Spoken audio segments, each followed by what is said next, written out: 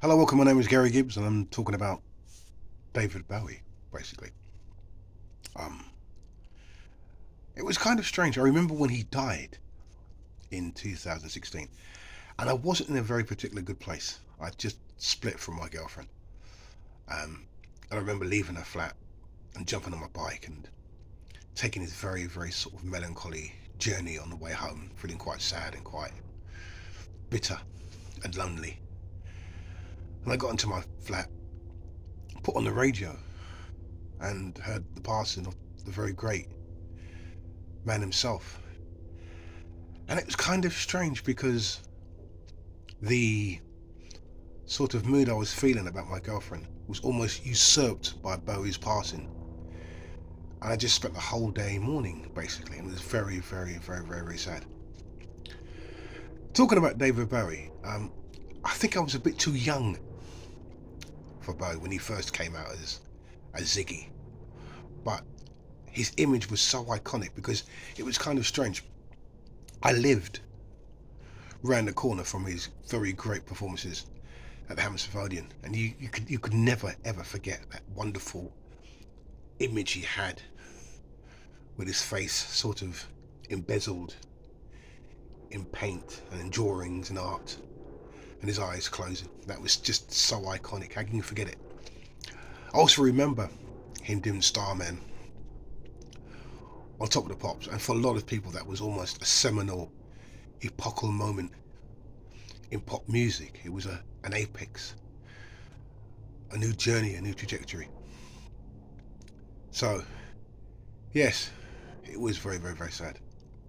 Um, and the thing about glam rock at that time, I was much more into sort of geezers who looked like girls who were dressed in in platforms and wore makeup.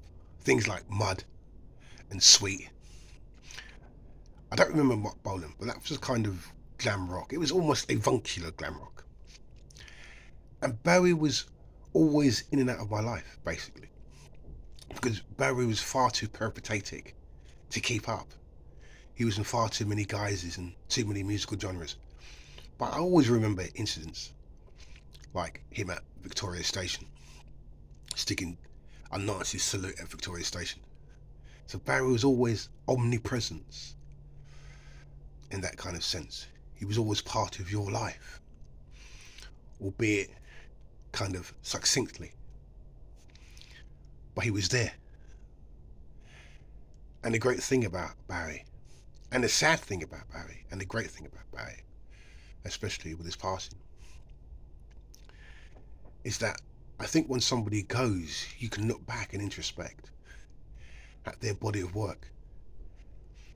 And Barry is one of those artists who'll always be on the radio because his music is just so kind of eclectic and epochal and almost apocalyptic. It was completely different, sometimes mad, but always brilliant. Driving Saturday, I got to know. Magnificent tune. TVC 215, Diamond Dogs. All these records slowly kept creeping up on the radio. And I think if you look back at his body of work, which was just so eclectic and so different and so magnificent, it really is a magnificent body of work. He changed music. He was probably the greatest stylist in music. He had so many guises, so many genres of music he embraced. I mean, he was brave enough to leave Ziggy Stardust and go to America and reinvent himself as a white soul boy. And those two albums, Station to Station and Young America, are probably my favourite Bowie albums. And he was one of us. Believe it or not. You know, when he sung like an angel. But when he spoke, his parlance was no different to a street market trader in South London. He was a proper South Londoner. And I kind of feel proud of that because I'm a South London boy myself. He was one of us. He was totally and utterly unique an artist. And I think Bowie is like Elvis You know, you can play his records in 100 years' time, and they'll still be as fresh and as new and innovative as possible. Like I said, I was just far too young for David Bowie, but he was a soundtrack of your life. He was omnipresent. He was always there.